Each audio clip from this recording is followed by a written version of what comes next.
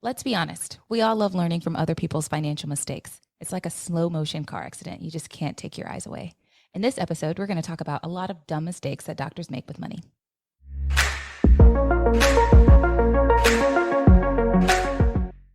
Hey, everyone. Welcome to episode number 85 of the Physician Philosopher podcast, where we take an uncurated and unapologetic look into physician life, money, and mindset.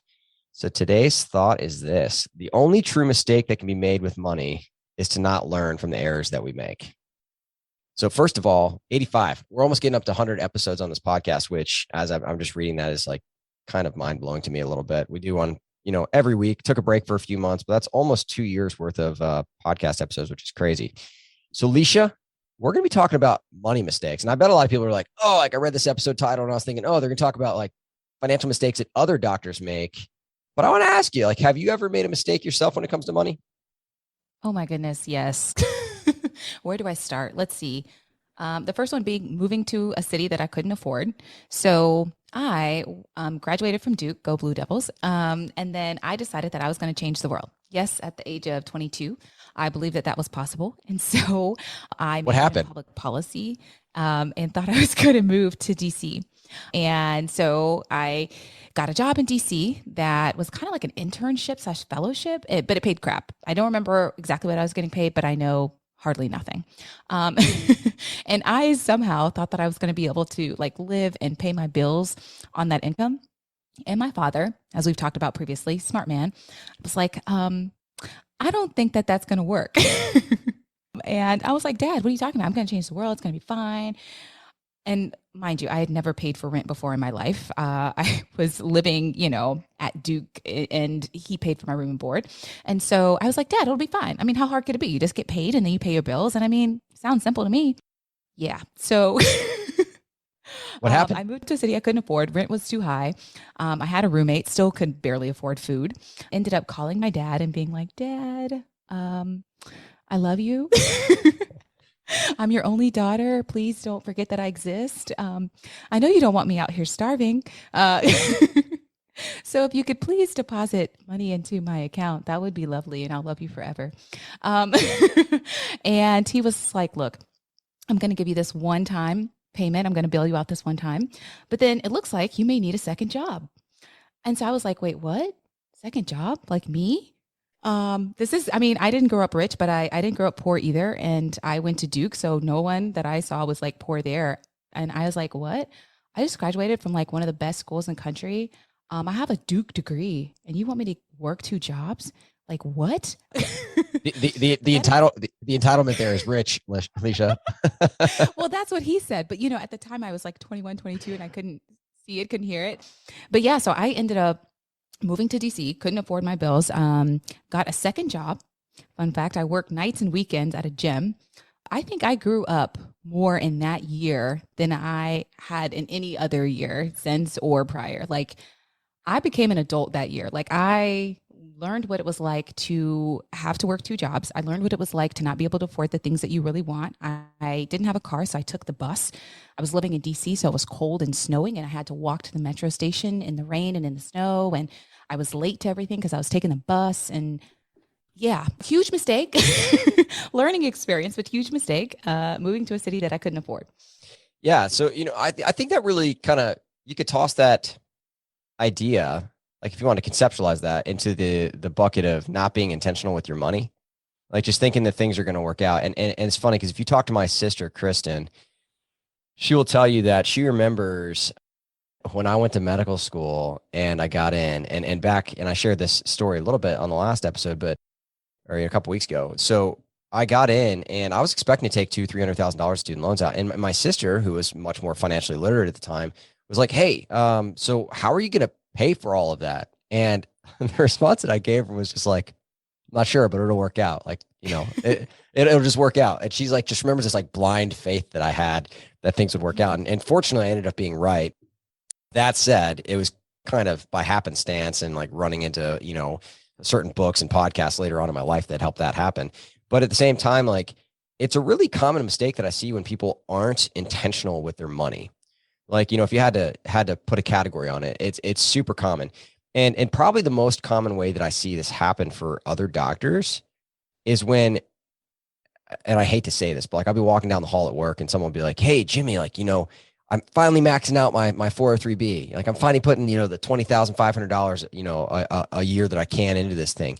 And I'm like doing the mental math on like how long it is since they've graduated residency. And it's been like 5 or 7 or 8 years. And I'm like, my first response is to give them a high five because I don't want to be a jerk. But the second response is like, you didn't fill up your 403b making $300,000 a year for 5 years or whatever it was.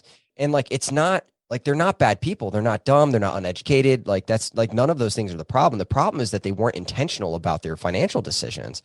And so, like, you going to DC and not looking into like the actual cost of rent and what you'd actually be paid, and then being intentional about whether that could work or not. It's the same way that I see other doctors when they make mistakes in terms of, not saving enough to retire by the age that they want. And then they start saving really, really late, start saving 10, 15, 20 years into their career. And they're like, the math doesn't work. Like nobody gets a pass on math. Like you don't just get to wake up when you're 45 or 50 and say, I want to retire when I'm 55 and then just start saving money. Like it doesn't work like that. And so that lack of intentionality for, not saving enough, I think really, kind of bites a lot of people. So I think you're not the only one that probably fits into that category. And actually, I did the same thing in a different way. So for me, it was student loans. Like my lack of intentionality for student loans was, I just knew that I was a busy resident and that every year, 12 months on the dot, somebody would email me and say, "Hey, Jimmy, you got to come and, make a decision about your student loans." And I just knew that if I signed the forbearance form, that it would go away for a year. Now, I didn't think about the fact that my interest was capitalizing at 7% because I didn't honestly even know what capitalization was back then, or, just my interest growing, compounding, I should say, although it did capitalize too every time you forbear. But so I basically just signed this form. And for me, again, not being a detail oriented person, I was like, great, this one detail is dealt with for a year. And so my lack of intentionality came with student loans, and that actually caused my student loans to increase by 150%. So if you have $200,000, it's going to turn into $300,000 taking that route. I don't recommend that for you, but like that was one of the things that I learned was that I wasn't intentional about my student loans.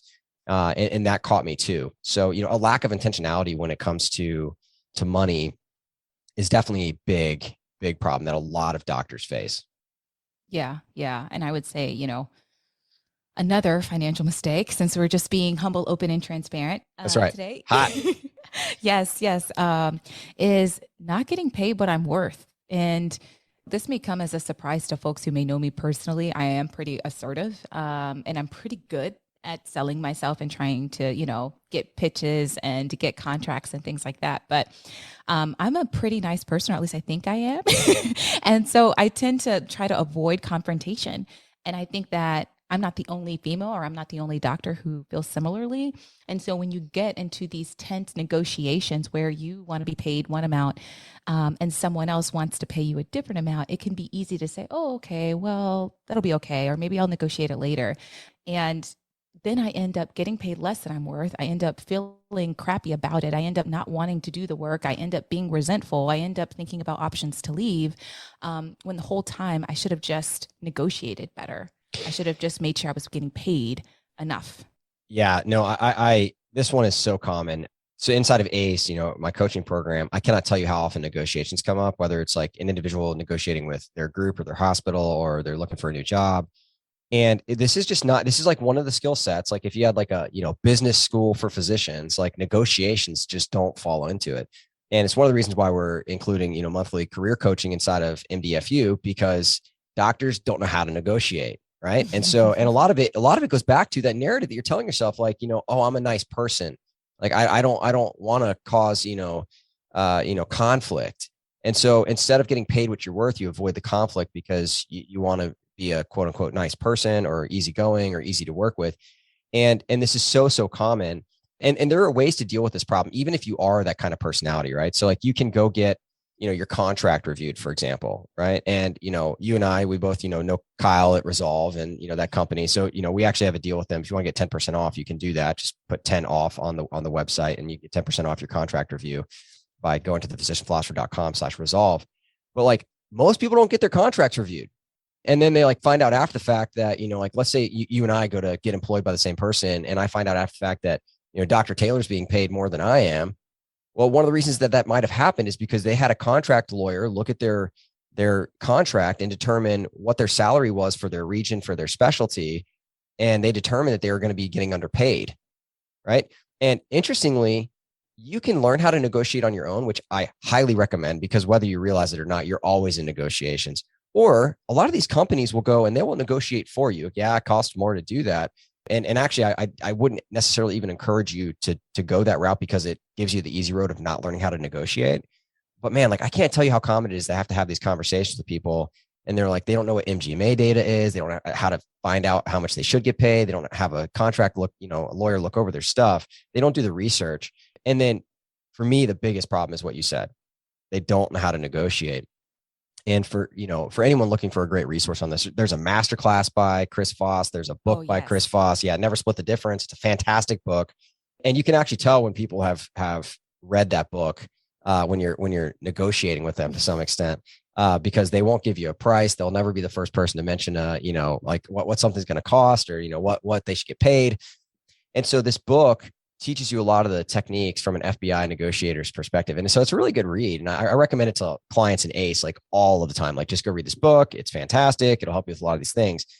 But if you don't get taught how to negotiate in medical school, in residency, and then you just go out into the business world, and now you're dealing with a bunch of business people who definitely were taught how to negotiate a contract. Like, it's kind of like, getting fed to the sharks. You shouldn't be surprised that, they smell blood in the water and they're like, oh, we can get this person for cheap. Yeah, yeah. I don't know about you, but I work better when I'm paid well. And so and so it's something that I've really tried to get better at. I've seen Chris Voss's masterclass, or I guess watched it, took it. And then I read the book because I was like, hey, let me see if there's something extra in here that I can learn. And I found it immensely helpful. And so that's been great. But I think it's one of those things where you kind of have to practice it or do like some mock interviews and prepare for all the rebuttals, because I think that's one thing is you can go in there saying, okay, I'm going to get paid my worth and I'm going to try to negotiate well, but you kind of have to look at it from the other person's perspective and learn some techniques like you talked about that you teach doctors in your coaching program. But yes, learning how to negotiate so that you can actually get paid your worth is huge. Yeah. So that is, probably the second mistake, right? Not getting paid what you're worth as a physician. And it would, I think, be a mistake not just to mention that this is highly important in, for every doctor, but this is really, really important for, I think, women physicians too. I'd love to have like your take on this, just as a woman physician, like what you think about like knowing, like getting paid what you're worth, knowing how to find that out, the importance of it, like, because you might have a different perspective on that than I do. Yeah, I mean, oh my goodness. I think that as women physicians, I mean, I can't speak for everybody, but for me personally, I kind of have to come in there armed with a lot of my data because I feel this is my sense that employers and folks who, I'm trying to contract with, they automatically assume that they can pay me less. They automatically assume that I'm not going to negotiate. And so for me, sometimes they can look surprised when I actually give a little pushback. And so I have to be armed with more data, with more research. And I think I also have to be prepared to walk away from a bad deal. Mm. And that is something that I've learned. I'm a resident now, but as we talked about in a prior episode, I have money from other income sources. And so it's me negotiating that income that has been my practice. And I have to be okay walking away from a deal. Like, for example, I do some professional speaking, and sometimes folks will say, hey, I would love to have you speak for my audience, and I'll give you a love offering, of $100 for you to come and speak. And it's like, no. Yeah. You're going to pay my speaker's fee, and you're going to fill out a questionnaire. We have a process for this. And honestly, if you can't meet my price, then it's just not worth my time. Like, my time is more valuable than that. And so I think being willing to walk away from the deal is also important. And I think as women physicians, sometimes we can be so afraid of not getting any deal that we settle for a bad deal. And one of the things Chris Voss kind of talks about in his book is that a bad deal is worse than no deal. Yeah, I couldn't agree more. And actually, it's hilarious that you bring that up, because I was just filling out an email last night. And I'll be honest, it's kind of an interesting thing, because I think another area where this can really harm you is if you're in academics. So academic physicians, for some reason, We are just wired to say, no, it's about altruism. It's about doing what's right and helping other people. And therefore, like, you'll go give speeches and do public speaking and be on committees and do all these other things for free. Right. I had someone reach out to me, a really well-known conference, like, hey, we'd love for you to come and be, a panel member, maybe speak. And my first question back, which is always the same, is, hey, what are we talking about in terms of remuneration, compensation, travel expenses? Like, what's your budget, in other words? Yeah, Right. exactly. And actually, that's probably the cleanest question just to ask up front. What's your budget? Because A, it implies that I'm not going to speak for free. And Exactly. B, it implies that you've put some thought into this and you actually have some money to spend on people that are worth your time. And so, but as coming from an academic side of things, like for academic conferences in particular, there's this expectation that you're just going to come and provide your worth, your value that they can't provide without you for free. And so if you're an academic physician, like who doesn't do entrepreneurial stuff like you and I do, sometimes it can kind of feel like, oh, like this is just what I'm supposed to do. And please know that there are people that are in academics like me who absolutely are also entrepreneurs, and I will not come and speak for free. Like that's not a thing, right? Because I recognize the value that I provide. I see the people that come up to me after the talk and that email me after the talk, and I know how life changing it can be. And so, same thing for you. And it's really interesting because it took me a long time as a people pleaser to get past that, but that was definitely a financial mistake for me. It was not getting paid what it was worth in the entrepreneurial space because as an academician, I kind of had this altruistic, like, it's just what you're supposed to do thing. So yeah, I've had to learn the same lesson. So one of the other ones that, I guess I could, make a category of is trusting the financial industry. So, for me, the way this panned out was, and this is a well-known story at this point, if you followed my stuff for any amount of time. So I'll give the abridged version. But I basically applied for disability insurance as a fourth-year medical student because I got talked into it. I said no a few times by an insurance agent. He was actually the brother of one of my medical school classmates. And so I thought I could trust him. Seemed like a nice guy. Met, several times. And long story short, I've got an essential tremor. I take propranolol for that. I ended up getting denied disability insurance from Northwestern Mutual. And so it wouldn't have been that big of a deal, except for there's this guaranteed standard issue policy that exists in training where there is no medical exam, there's no medical underwriting. They wouldn't have known about my tremor or the propranolol, and it's guaranteed. And the only stipulation was that you can't have been denied before from insurance. And so that kind of started my journey actually to even having, written books and podcasts and having the blog and, all that stuff, because it's created this mistrust because later learned that the reason I was trying to be sold that product was because disability insurance agents make commission off of the products they sell. That's how insurance is done in our country. There's no way to get around that. You have to use an insurance agent. They will make a commission. There is a right and a wrong way to do that. We talk a lot about that inside of MDFU. But, at the same time, like I had no business applying for disability insurance as a fourth year medical student who didn't have an income at that point, particularly given I had some medical problems. And it came from me blindly trusting other people. And this is kind of related to that second one that, like, you just talked about before, where you can be naive and blindly trust that other people are going to be giving you a fair offer to get paid what you're worth, right? And that they're going to, do right by you. And I blindly trusted the financial industry. And I hate to say it, but the more that I've learned about the financial industry, the more that I've kind of further entrenched that belief that if you don't know anything about money, you're absolutely going to get taken to the woodshed by them. And so one of the most common mistakes I see doctors make, myself included, is trusting other people to take care of you when it comes to your money. Like, you have to know some about personal finance. That doesn't mean you have to do it yourself. I'm not anti-financial advisor. I'm not anti-insurance agent because, in fact, you have to have an insurance agent. But what I am anti is not knowing enough about money to know when you're getting good advice. And for me, because I tried to take the easy road of not learning it myself before I entered into that arena, to this day, I cannot get disability insurance, which is arguably the most important financial task that you have as a physician. Yeah, yeah. Wow, I didn't know as much about your disability insurance debacle. I too applied for disability insurance as a fourth year med student. Well, I had graduated. And so I think it was a little different for me. I didn't have any medical diagnoses. And so the process was smooth.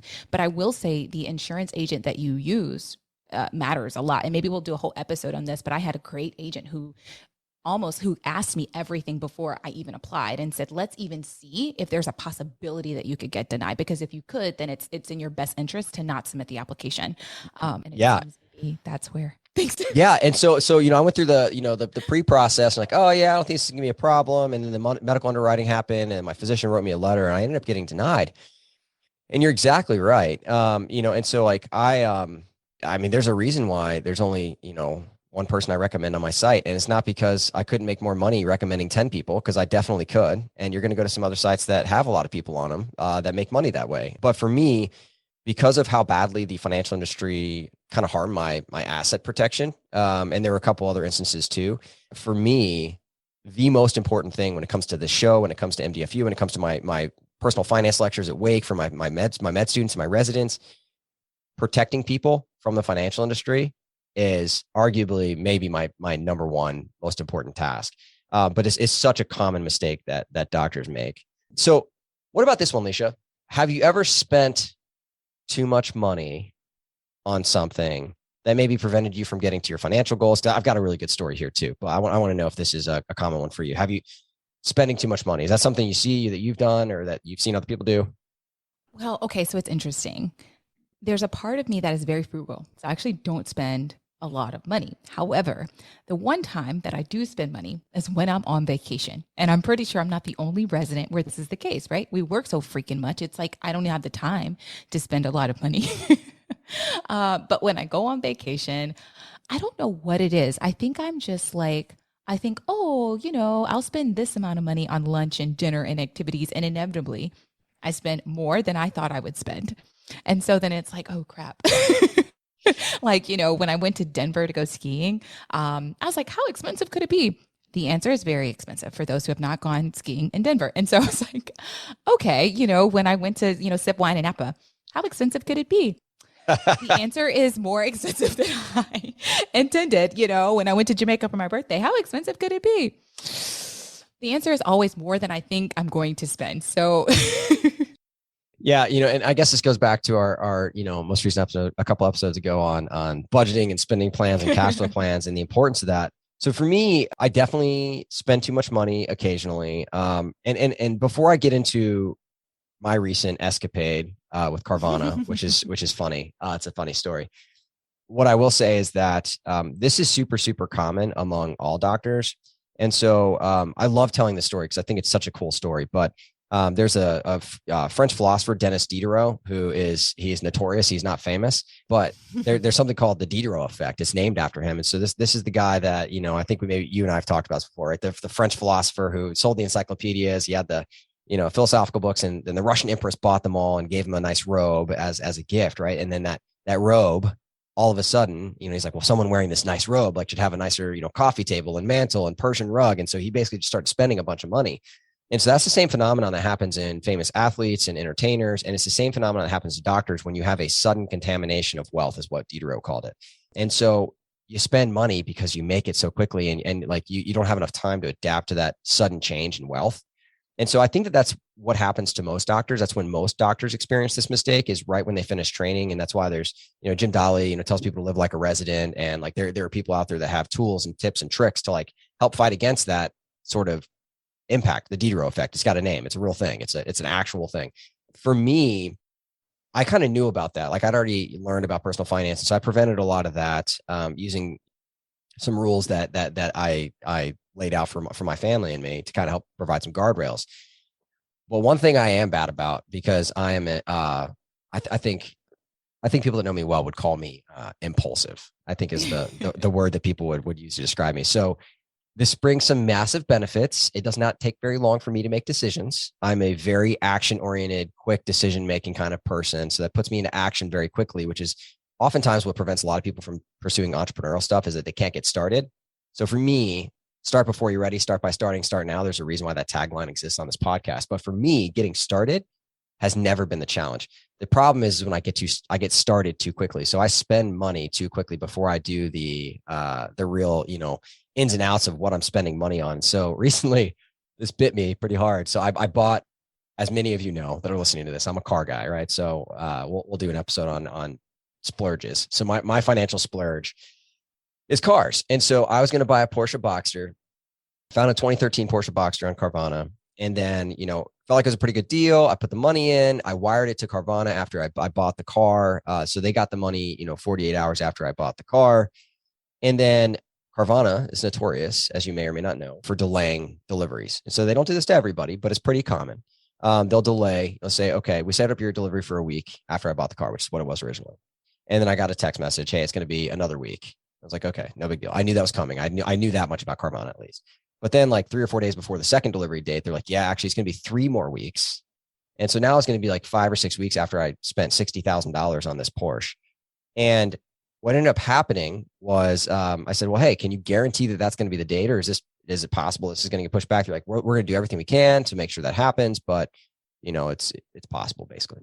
And so I said, well, then I just want a refund on my money. What I didn't do the research on, like everybody knows about, Carvana's 7-day return policy and how like you can drive the car for 7 days. If you don't like it, you can return it. That sounds really simple. What's not so simple is that when you wire somebody money, right, they have to like go through their processing. They have to go through their treasury.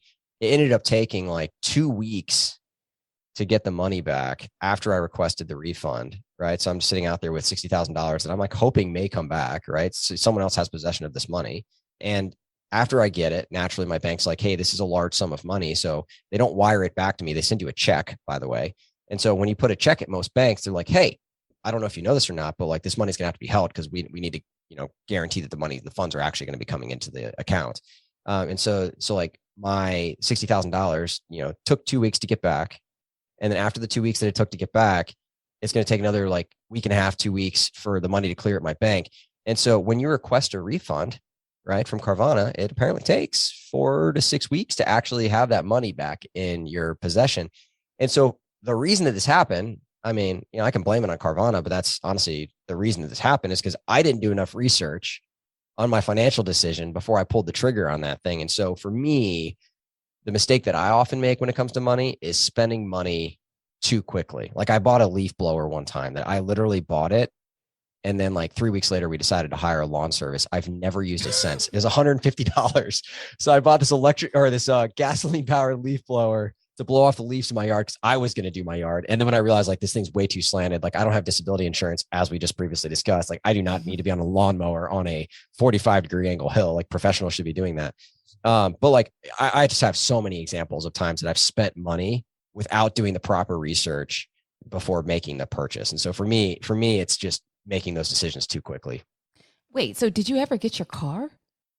Oh yeah, I guess I didn't finish that. Yeah, so I ended up getting the car, and this is So I requested the refund. I didn't know how long this money was going to take, so I naturally started looking for cars again. I found this great deal, and actually the car was being sold by a Chrysler Jeep Dodge dealership. So I don't think they knew what they had, but I got a great car. It was actually a 2015, so it was 2 years newer, same amount of miles, like 17,000 miles. It was a Porsche Boxster GTS, and so it was a trim level above for basically the same amount of money. Got a great deal on the car, had Porsche inspect it. They're like, you could literally buy this car from that dealership and then come back and sell it to us for more. So like in today's crazy time of buying cars where like cars are like marketed, and stickers way over MSRP. I actually got a car that was worth more than I bought it for immediately. And so I ended up dipping into some savings funds, probably making some things that, people would call financial mistakes with my money. And then, getting this other car while I was waiting for that money to come back from Carvana. And so that caused some unnecessary financial stress in my life because I pulled the trigger again too quickly. You think I'd learn. Turns out I'm human too. But yeah, so now I have a sapphire blue Porsche Boxster GTS sitting in my garage. I love it. It's amazing. And yes, you too can know about money and make decisions that other people would call stupid. We'll talk about that probably on the next episode. Wow, I'm jealous. So you got a Porsche. Meanwhile, I'm driving around like a bummed up Kia. Life as an attending must be nice, Jimmy. It must be nice. Yeah, well, it's funny because like I drove like a ton of used cars through training, and then I actually let part of my soul die for 2 years while I drove my Nissan Sentra that had like a busted antenna and like chipped paint and all that stuff for 2 years, 3 years as an attending physician. I drove that car, and then actually, that was during fellowship, and then part of the lifestyle inflation that I allowed myself was getting a Chevy SS when I finished. But yeah, no, I totally went through the years of like driving the car that was like I just like a part of me died every time I got into that car because I'm a car guy and I hated it so much. But I stuck it out, and you know what? I think this is the important lesson too, is that The one financial mistake that I didn't make that's allowed me to make other mistakes that haven't cost me as much is that I stayed in my $100,000 house for 2 years, 3 years as an attending physician. That cost like $500 a month in, my mortgage payment. And we crushed $10,000 a month in debt. And that's how we paid off $300,000 in, 30 months. And so because we made those decisions early, we're now in a position, 5-6 years into my career where, yeah, I can drive a nice car. But we saved up the money, and put it into a brokerage account and let that grow. And then saved up for the car when we got it. Now talking my wife into letting me have a car was a Porsche was a very different conversation. That was actually harder. I'm guessing you guys are not transporting the kids in that one. Yeah, no, it's a 2-seater, so that's kind of hard. Although, they've all ridden in it, very slowly through the neighborhood because they wanted to, and it's got a convertible, which I think is the first time they'd ever been in one, and so it was fun, and I don't regret it for a single second that we did that. So yeah, it's arguably a mistake, right? Pulling the trigger too quickly, and it definitely caused me some unnecessary financial stress having that $60,000 sitting out there because I didn't know about how the money would be returned if I decided to go that route. And so, yeah, but, and hopefully being honest, open, and transparent, hot as Lisha would call it, right. Is just showing you like, hey, like I've got a book on personal finance. We're doing this podcast on personal finance. I teach a ton of people about personal finance. So do you, Lisha, and I still make mistakes, but the only mistake that can really be made in personal finance is if you don't learn from it. So I'm learning that I need to do a little more due diligence when it comes to some of my financial decisions before I pull the trigger. And that lesson was learned very recently. Same here. So as we round out this show, hopefully we've talked about some of the financial mistakes that, doctors make, including some of the ones that the good Dr. Taylor and I have made. That will hopefully help normalize that for you and let you know that you're not alone and that you too can make financial mistakes and still actually make really great financial progress. So don't think you have to get the stuff right all the time. If you want to get that contract reviewed, also just remember to go to thephysicianphilosopher.com/resolve and put in that code 10 off. That's 10 off OFF to get 10% off any contract review that you might want. So today's thought is this: the only true mistake you can make with money is to not learn from the errors that you make. So until next time, my friends, start before you're ready. Start by starting. Start now. We'll see you in a couple weeks. Start before you're ready. Start by starting. Start now.